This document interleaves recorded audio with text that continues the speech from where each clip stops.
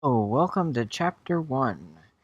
In this unit, we are going to accomplish these objectives. You do not need to copy anything down or take any notes, but simply pay attention. We are going to learn to speak, hear, read, write macrons. That's the little bar over each of these vowels in the proper situations.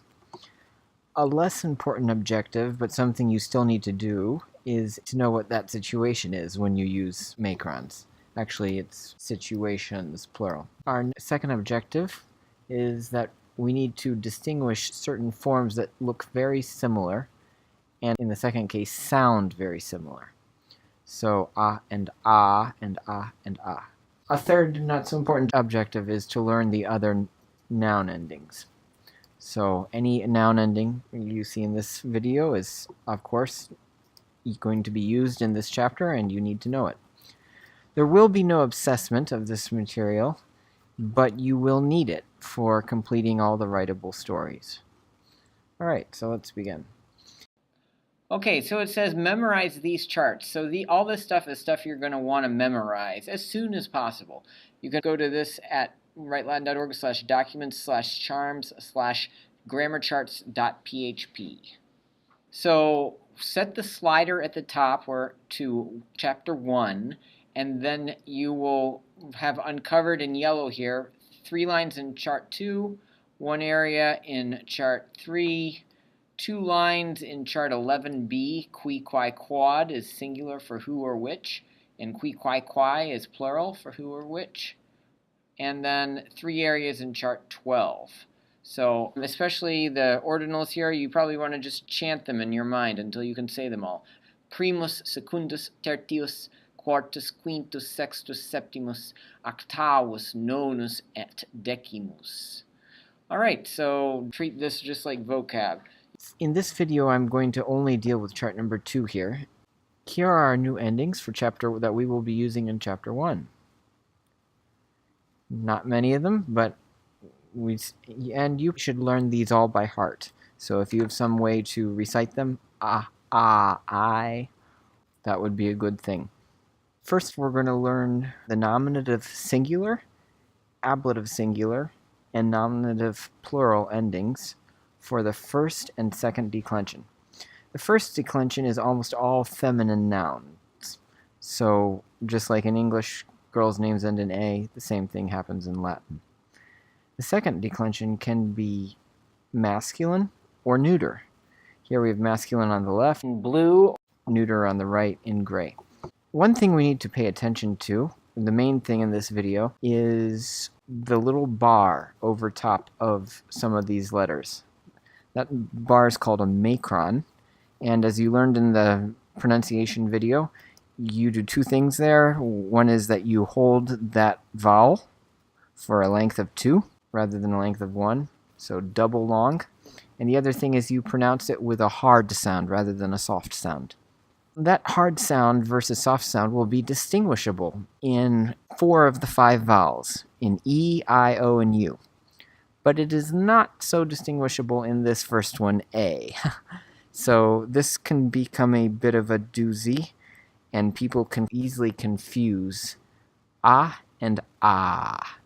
So what is the difference? Well, the only difference is that this one down here is said with the mouth open all the way. Ah! So it's a much more forceful sound than ah up high. So the main difference between these two then is really the length. We hold this one for a count of 1, ah, and we hold this one for a count of 2, ah.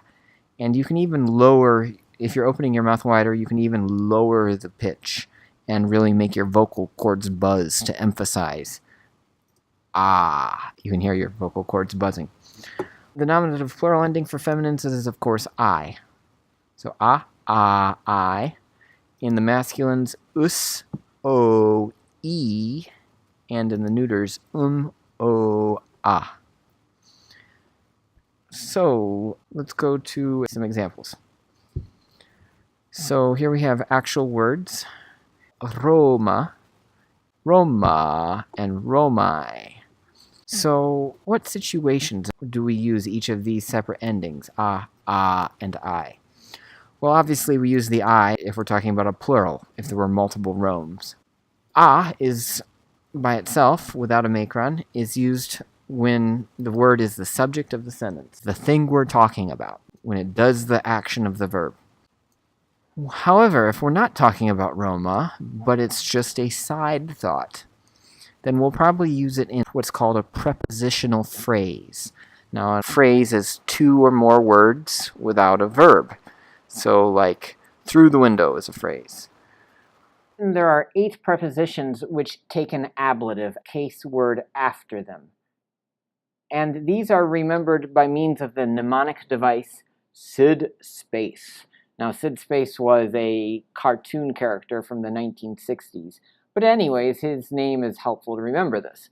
So these 8 prepositions that are followed by an ablative case word are sub, in, de, sine, pro, ab, or a, which, because those mean the same thing, cum, and ex or a. So sub, in, de, sine, pro, ab, cum, ex. And you want to recite those 3 or 4 times, maybe stop the video now, so that you can say that from memory. Sub, in, de, sine, pro, ab, cum, ex. Okay, now any other preposition, like any of these, which you haven't learned yet, is not going to have an ablative. It's only these 8 will be followed by an ablative. Now, before I let you start, I should point out that there is this one little difference between ab and a, and between x and a, and that is that the first 2, ab and x, can precede a word beginning with a vowel. The latter 2 are less versatile and cannot.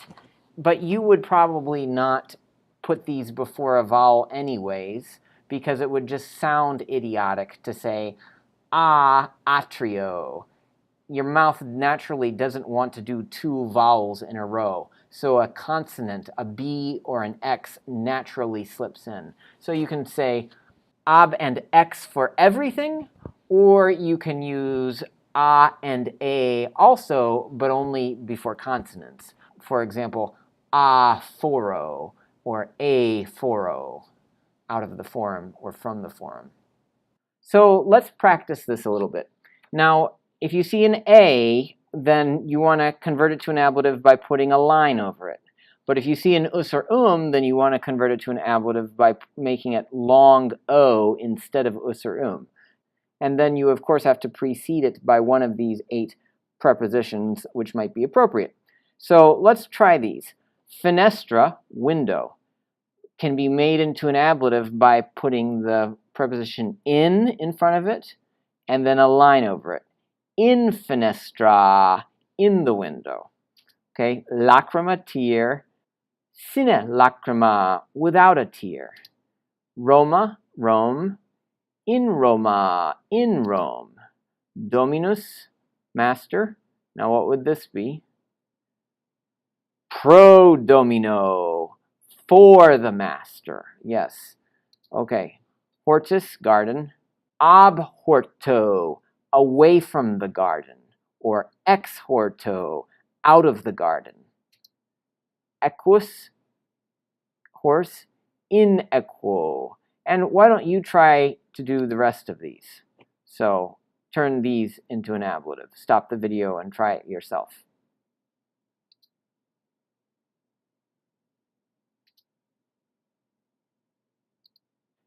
And now for these, they are plural, but you are going to want to make them singular ablative.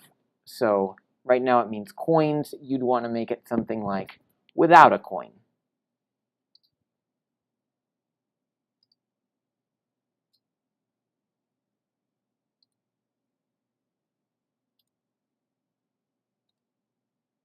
In Chapter 1, the only one we're going to learn is in. So in is represented by the I here. So you will never see Roma in this chapter unless there is an in front of it, like that. Okay, so if you see in, it had better go with a long A, with a macron de. I better not see on your paper a macron de without in, and I had better not see in without a macron A or O or whatever. So, talking about Rome, we use short A. Mentioning Rome in a side thought, in Roma, although it's not the main idea in the sentence, like dogs in Rome live.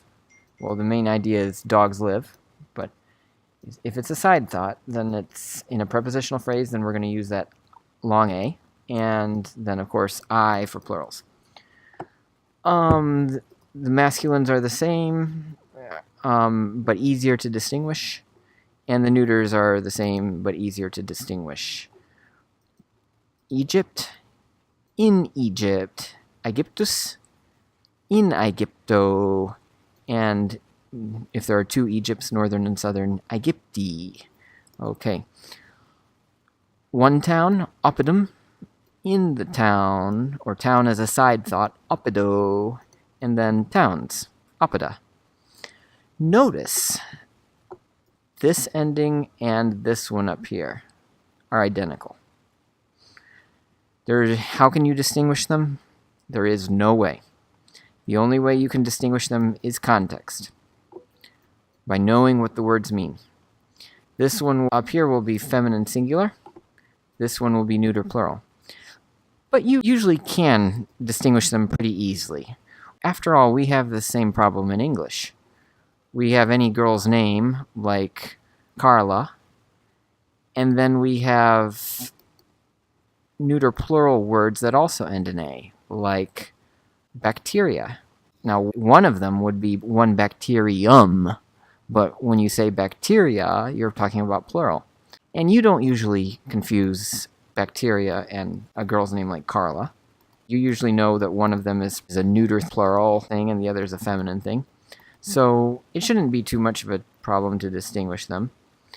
But the main thing, again, what you want to be sure to do is to distinguish Rome as the topic of the sentence versus Rome as a side thought. Okay? So going back to our endings then, we have I.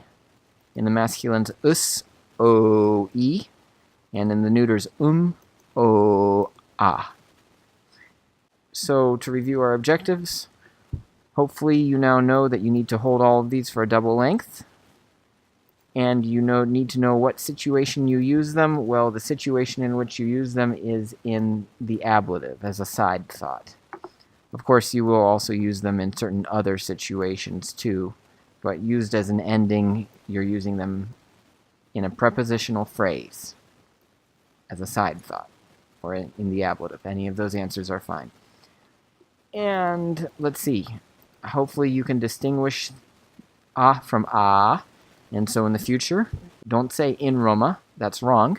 Say in Roma. And hopefully you can also distinguish on the page a feminine in pink from a neuter in gray. And then lastly, hopefully you've learned the other endings e, o, a, and us, and I. So all of these you need to learn by heart, and again, you will need them for completing the writable stories. All right, that's all.